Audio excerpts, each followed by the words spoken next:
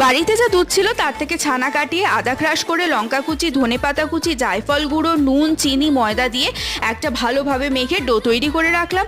এবার সেই ডোটা থেকে হাতে তেল মেখে অল্প অল্প করে রসগোল্লার আকারে লেচি আলাদা করে সাইডে সরিয়ে রাখলাম।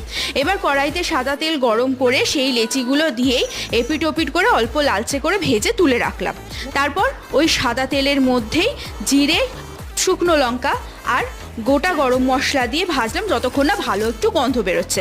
তারপর ডুমো ডুমো করে কেটে রাখা আলু দিয়ে দিলাম লাল লাল করে ভাজার জন্য। এবার তার মধ্যে দিয়ে দেবো নুন, হলুদ গুঁড়ো, লঙ্কার গুঁড়ো আর জিরে গুঁড়ো দিয়ে ভালোভাবে মেশানোর পর তার মধ্যে দিয়ে দেবো আদা ক্রাশ করে।